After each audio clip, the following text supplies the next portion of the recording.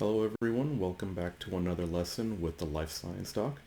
This week we will be going over some traits that I think are very useful to develop for your everyday life.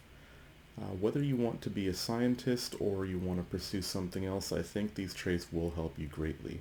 But if you do choose to go down the scientific route, I guarantee you that these traits are worth developing. So let's begin. So last lecture we covered the basics of what is science, what are laws and theories, and the importance of empirical evidence. This lecture we will discuss traits of a good scientist. Now, as I said before, I believe these traits are good for everyone to have, not just scientists, but you will see why they are particularly valuable for anyone that involves themselves in discovering the nature of how things work. As you can see listed here, there are 6 traits that all good scientists have in common. They are as follows: curiosity, careful observation, objectivity, logic, skepticism, and creativity. We will go into what each of these traits entails and why it's good for us to have them. So the first trait we're going to cover is curiosity. Curiosity is a strong desire to know or learn something. Now, this trait usually gets a bad rep. If you've ever heard the phrase, curiosity killed the cat, when people say that, it's because usually they're scared of things that they don't understand.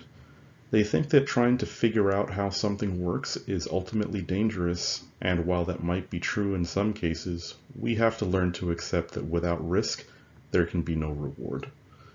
Humans by nature are supposed to be curious. That's why as children, we're always crawling around everywhere, touching things, tasting everything around us. We learn about our world by interacting with it and making use of our 5 senses. So when we get a little older and are able to speak, the first question that we start to ask about everything is why? I'm sure most of you know and have experienced that as kids or as adults with kids. Pretty much a kid comes up to you, asks you something, you answer it, and they say, why?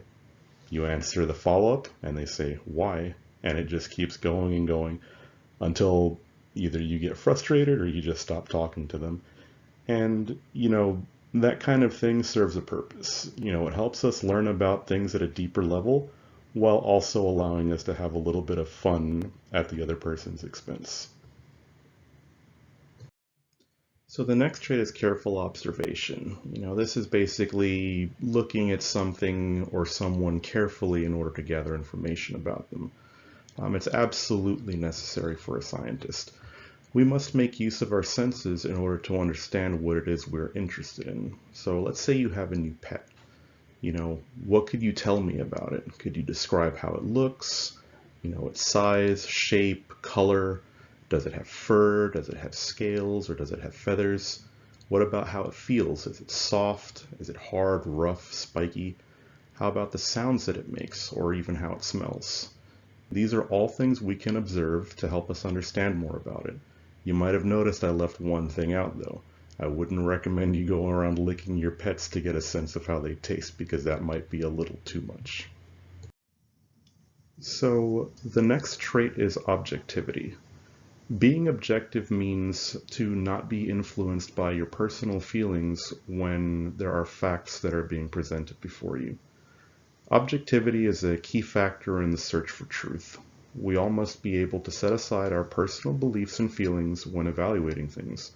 If we discover evidence that goes against our assumptions or beliefs about something, then we have to be able to accept that we might be wrong about those things.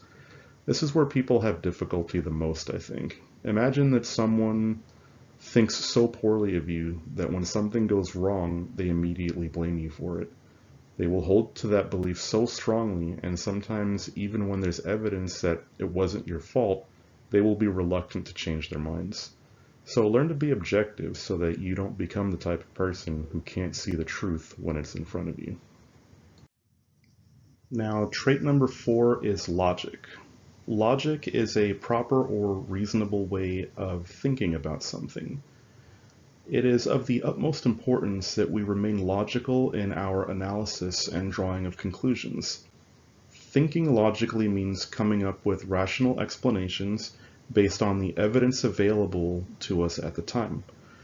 Other people should be able to understand our thought processes and clearly be able to see the steps that we took to reach our conclusions.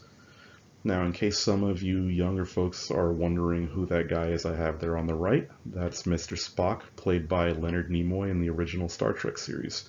He belonged to a race of aliens known as the Vulcans. The reason I put him there is because Vulcans, as a people, followed logic as a base philosophy to govern their lives. I would highly recommend learning how to use logic in your daily lives.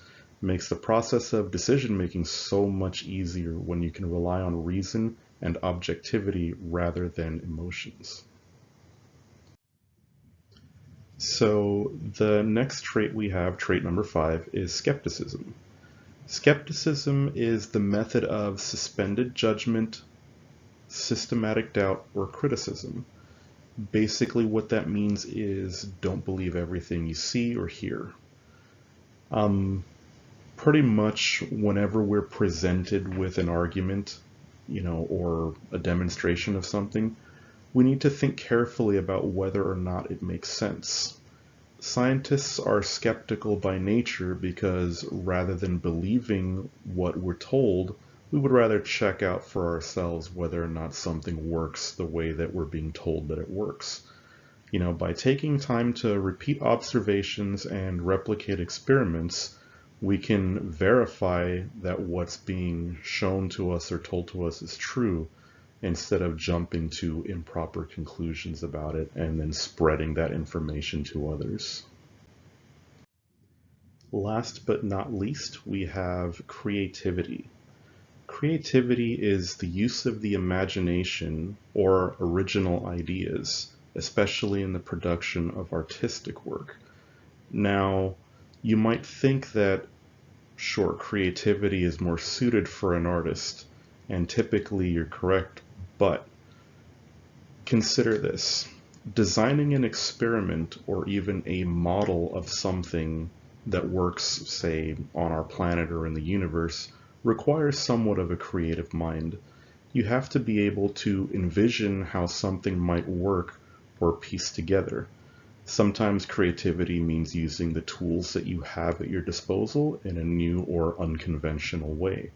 Maybe using your imagination to come up with new solutions to old problems. All of these are examples of creativity, so I suggest you let your imagination run wild. You just might discover something amazing. Well, that's it for this week's lesson. I hope you will practice developing these traits as part of your daily life. I promise that if you do your best to commit to these 6 things that we covered, you will reach greater heights in anything that you do. In our next lesson, we will cover the difference between science and pseudoscience, and also start the scientific method. So have a good one.